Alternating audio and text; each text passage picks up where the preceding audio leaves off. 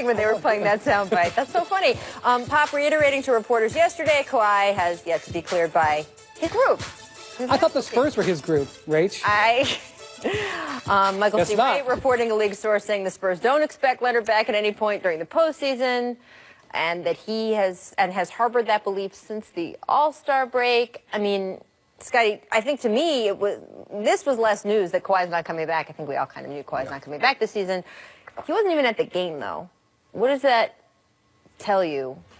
That he just wasn't on the bench with his team. Does it bother you? Maybe it's nothing. Well, I think it is something. I mean, this has been going on for a while now. But, you know, he's really showing that he's not a part of the team anymore. And I think it's starting to probably filter down through the whole team. His teammates are starting to, you know, feel let down by him. So they probably don't want him on the bench. I mean, I wouldn't want a guy on the bench that should be playing, can play, and he's having these problems with management. I mean, as a player, your loyalty is to your teammates, not to the organization. I think Scotty has been very astute here because remember, I think it was a month ago, Manu Ginobili's like, he's not coming back.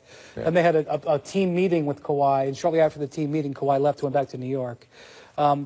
Look, we know in basketball, sometimes the doctors say you can play, and sometimes your specialists say you can't play.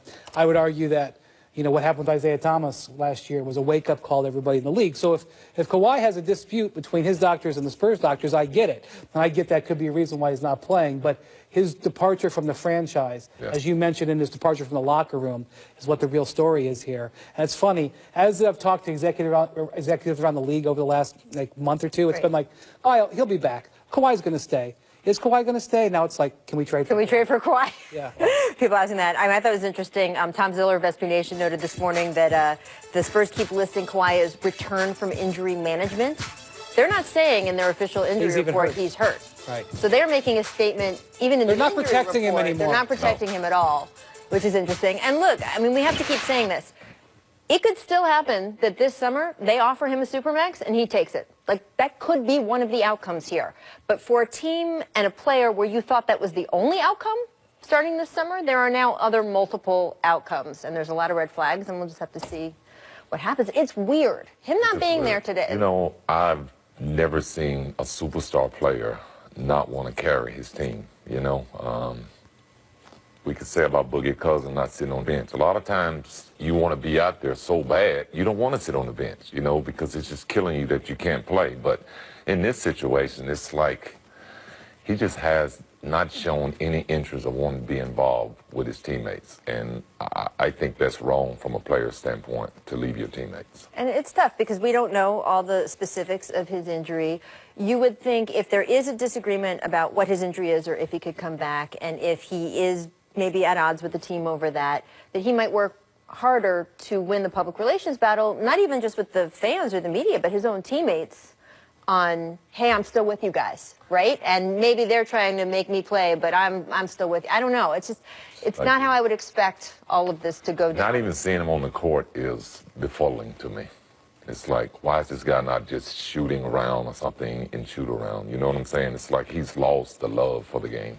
I don't know. And again, he could end up signing a Supermax with him this summer and come back and be a monster next season. We'll see what happens. All right, you know what this music means. It's the dulcet tones of Run It Back. Earlier, we discussed all the issues the Cavs have had in Game 1. Here's Tyronn Lue on the adjustments he's making heading into Game 2. Listen carefully, please. Are you contemplating any lineup changes? We're looking at it, but I'm not going to talk about it. You mentioned last night that you know what your best five is. Did you use it last night? Couldn't get to it. Okay, so first, we're going to ask about what Ty said about LeBron in a minute. But, Scotty, when Ty says I couldn't get to it, what does that mean? Well, he probably hasn't looked at the tape yet, totally. But I don't know. I don't know what he means he can't get to it. Couldn't get to it in the game is sort of what he seemed to be implying. I don't know what I mean, this is kind of like with last week when people were saying that Ty had set his rotation as 10-man rotation. The Cavs are different from game to game, from half to half. Kyle Korver came back from a foot injury yesterday and only got a few minutes and then didn't play the rest of the game. 4 minutes. Because I think his foot was still bothering him, and maybe that's what he means by not getting to it. The thing is, he has decided he's going to play small. He's going to start Kevin Love and Jeff Green to spread the floor. And what happened in this game is that basically Nate McMillan said, we don't care about Jeff Green. We're not going to guard Jeff Green. As you can see right there, we're not going to guard him.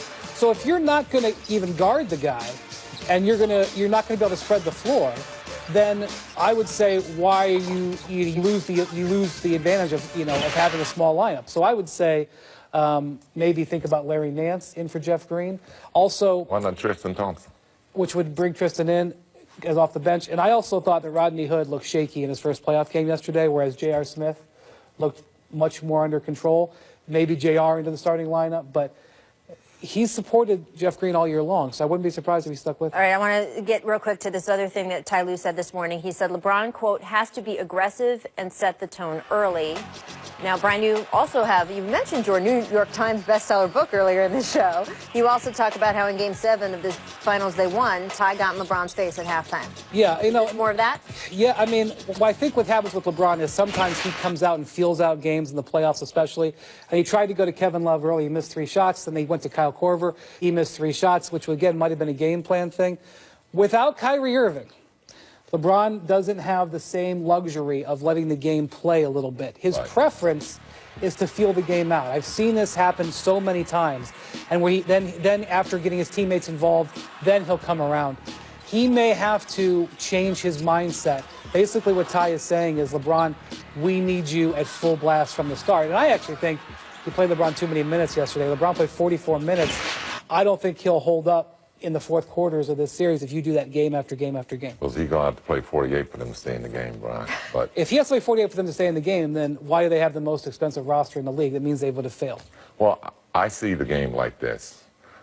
For LeBron to be successful, he has to be aggressive scoring the basketball. And as Ty Lue said, he can't continue to be a facilitator.